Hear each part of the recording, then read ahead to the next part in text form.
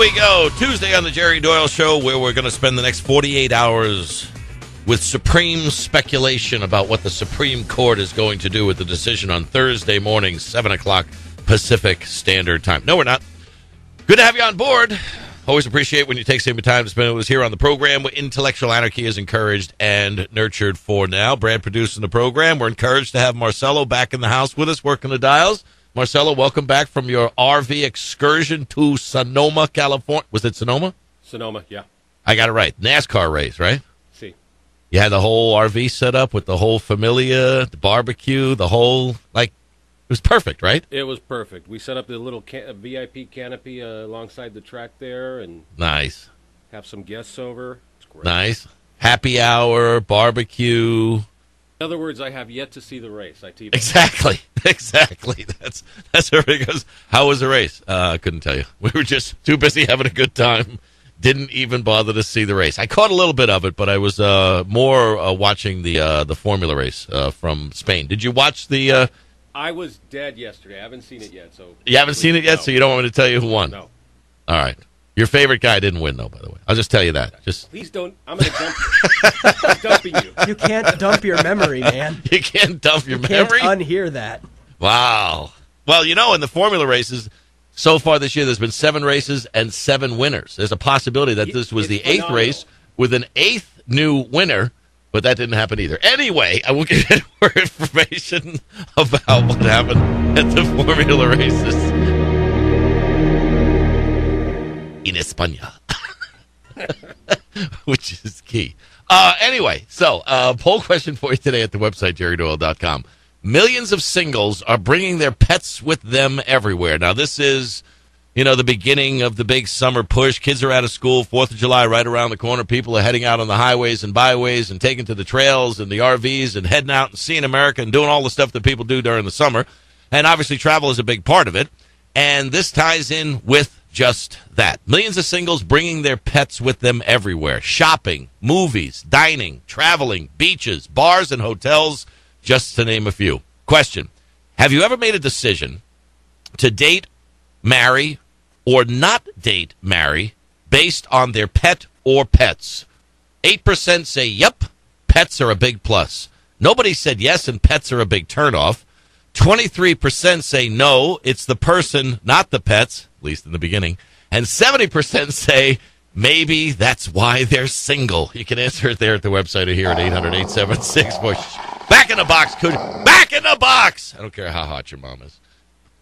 800-876-4123 is the number. Now, in this summer transition, politics, speculation about Supreme Court decisions for 48 hours, here's how I see it unfolding for us in this summer of 2012. Nobody really gives a rat's patoot about the election until after Labor Day. Am I correct? Would you, in the House, at least Marcelo and Brad, would you go with that? This is just a fair assessment that people are just like, wow, really 142 days till the election, so we're just going to speculate and talk about and laugh and cry and cajole and pick apart, and nobody really knows. This morning, everyone is speculating about the Supreme Court decision on health care, and it's huge. It's hugely important. But we will cover it on Thursday after the Supreme Court makes a decision when we know what the decision is. We're not going to spend 48 hours speculating about what it might be, because if you watch the speculation about the AB 1070 out of Arizona, all the speculation about what it was going to be wasn't what it ended up being, and now they're speculating on why it was that it was the way it came out. Speculating about the speculation, not talking about what it is the actual decision will be. We're going to talk about it on Thursday with Sally Pipes from the Pacific Research Institute, and also constitutional expert Bruce Fine is going to join us on the program to talk about the bigger issue of the big federal power grab, because that's really what it's all about. It's all about government and federal power. That's the key to the issue. The issue that is being debated is SB 1070 or health care or whatever the case may be, fill in the blank. But it's really about the big federal power grab and how we become more and more powerless to do anything about what the federal government isn't doing with the power that they have. So we'll get to that on Thursday. But in the meantime, in this summertime of 2012, there's a whole lot of other stuff that's happening out there that I think is way more relevant to what it is you're doing what you find important, interesting, things that are fun, a little bit more kind of tongue-in-cheek, a little spoofy, a little around the margins, so to speak. Here's some of the things that I came across for you today. Now, yesterday, when I did my post-show routine of 3 to 3:20 snack, 3:20 to 3:30 Ellen, I had the TV set not to Ellen. It went to Anderson Cooper's show. And I was looking at this contrast of two individuals that he had on the program. One was the hot, as some would say, Rebecca Romaine, formerly Romaine Stamos, and Mayim Bialik, Blossom, who has, by the way, a Ph.D. What does she have, her Ph.D. or doctorate in neuroscience? Neuroscience, yeah. Neuroscience. UCLA. Yeah, she's on that, what they consider to be the nerd show now, right? What is The it? nerd show. They didn't like B5, so... They didn't like, no. We don't plug them. Nerd No, show. but the nerd show is called what? The Big Bang Theory, right? They're big Star Trek fans. And the reason the writer is a big Star Trek fan and not a B5 fan is because he wanted to write for Babylon 5, and I guess he got poo-pooed at the pass.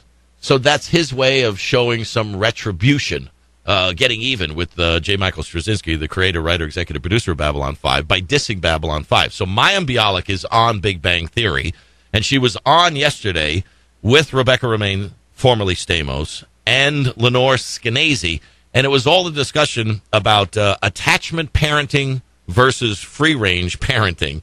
And outside of the visuals of looking at Mayim Bialik and Rebecca Romaine, there was that angle that I would say, advantage, Romaine.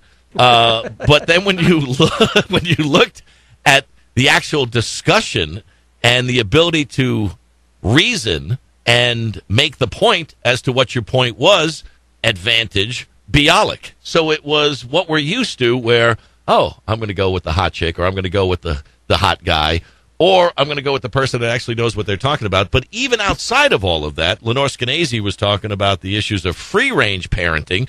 So those are a couple of the issues we're going to talk about today. Attachment parenting versus free-range parenting.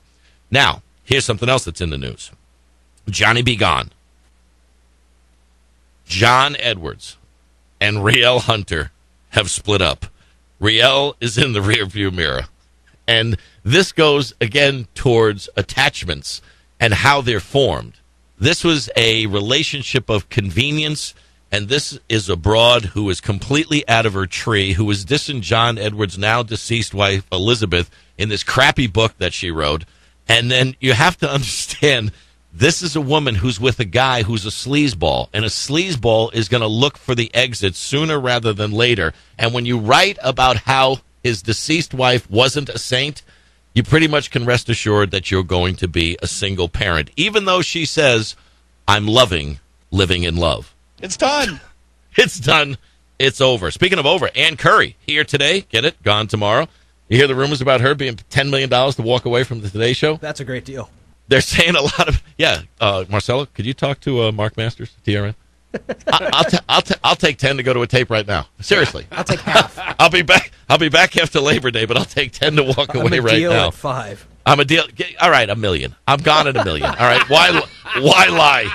Why lie? If I can have the summer off and you're going to give me 7 figures, I'm gone. Love the audience, love spending time with them, but let's be honest.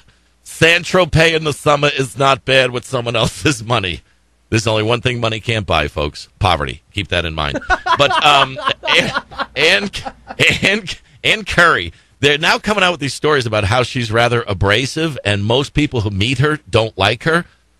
And they took all this time to figure that out. They could have called me when they were going to put her on the Today Show to replace Meredith Vieira's role, because I was at a New Year's party with Ann Curry back in 1995, and I hated her. She was just like every other bitchy, annoying broad out there that just has that look on their face like they just smelled something that should have been flushed a long time ago.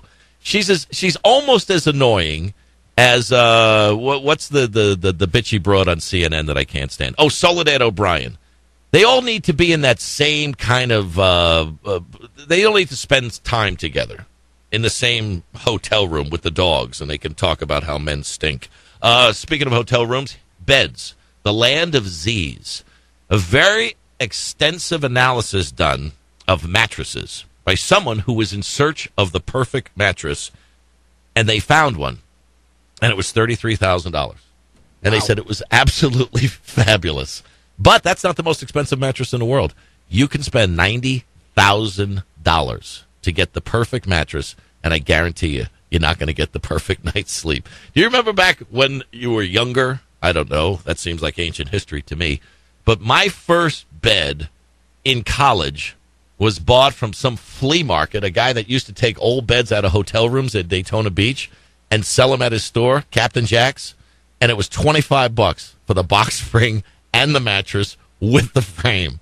I can only imagine how many thousands and thousands and thousands of people I've had the pleasure of sleeping with that I have never met.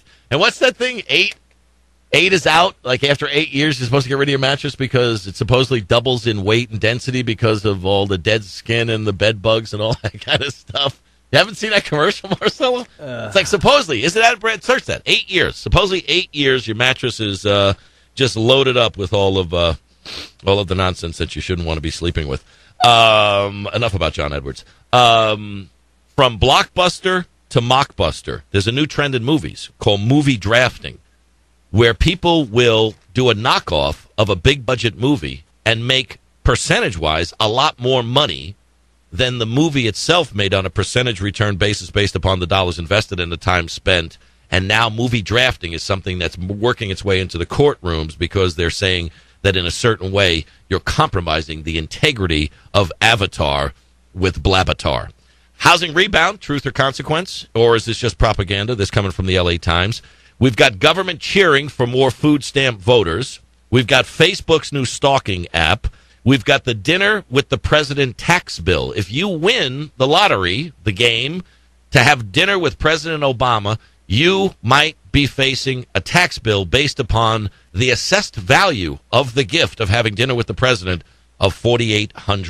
Instagram's Instaprint. You can get print money for you for the prints that you take. And how about this? Twitter Appliance Command Center. Your Twitter account, when you tweet, can activate your toaster, your coffee pot, your washer, dryer, microwave, and other appliances in your home, giving us the new term, Tweet-a-pot. We got Washington, D.C.'s most popular tour, for those of you that are heading to the nation's capital this summer. It's called the Scandal Tour. Washington Monument, Jefferson Memorial, not as popular as the Scandal Tour. Bieber fever? They've analyzed Bieber fever fans' brains, and they came up with the reason why we have Bieber fever. Who's the boss? There's a company with 300 employees, and there's no boss. We got the Chinese targeting the U.S. housing market, and we've got the financial fault line in Stockton, California, the largest city in America ever to file for bankruptcy protection. Steve Malanger from the Manhattan Institute is going to join us, and that's just a small sampling of some of the things on the summer show on The Jerry Doyle Show. Stick with me. This is The Jerry Doyle Show.